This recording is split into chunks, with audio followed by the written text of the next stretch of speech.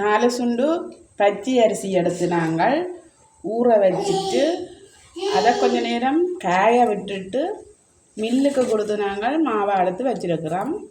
அதை நாங்கள் இப்பொழுது உங்களுக்கு வறுத்து காட்டுறோம். இடியப்பத்துக்கு நாங்கள் எவ்வாறு மாவு அறுக்க வேண்டும் என்பதை உங்களுக்கு சொல்லித்தாரேன்.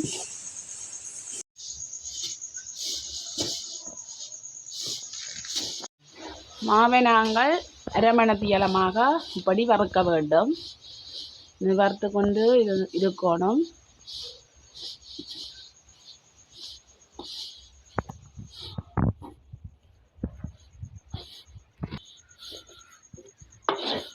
முதல்ல நாங்கள் மாவு கேட்க கடினமாக இருக்கும். வறுத்து கொண்டு போவைக்க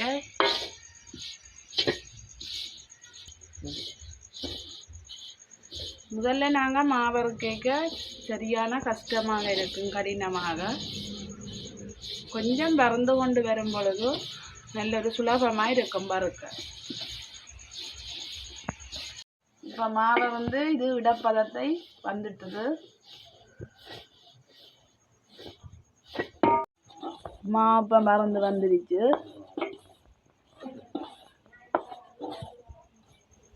நாங்கள் இந்த மாவை இப்படி செய்து பார்த்து இதில் ஒரு உருண்டை மாதிரி வரும்.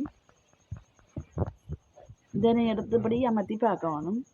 இந்த உருண்டை இறுக்கமாக இருக்கணும். எங்களுக்கு மாவு வர்றதுக்கு இன்னும் கொஞ்சம் பதம் இருக்குது. மாவுப்போ லேசாக வரப்படுது. மாவுப்போ நல்லா வறந்துடுச்சு. இங்கே பாருங்க, இந்த ஒரு மாவில் நாங்கள் எடுத்து காட்டுறோம். இந்த கட்டியை அமர்த்தி பார்த்தா இறுக்கமாக இருக்குது.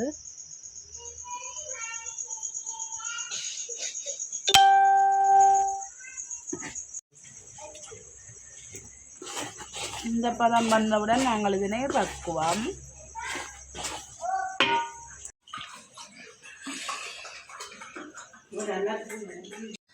நாங்கள் வறுத்த மாவில் உங்களுக்கு இடியாப்பம் வச்சு காட்ட போகிறோம்.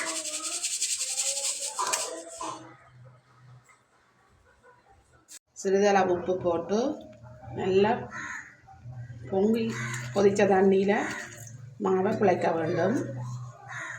அப்போ தான் எங்களுக்கு இடியாப்பம் நல்ல ஒரு பதமாக வரும். இல்லாவிட்டால் பதம் பிழைச்சிடும்.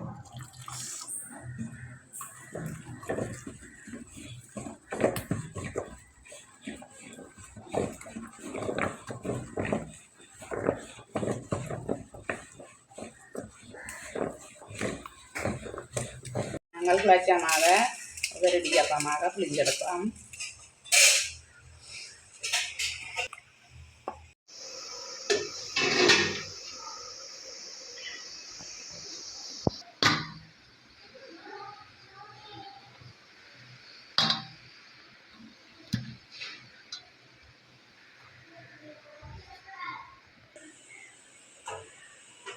நாங்கள் இப்போ இடியாப்பம் வச்சிட்டோம்.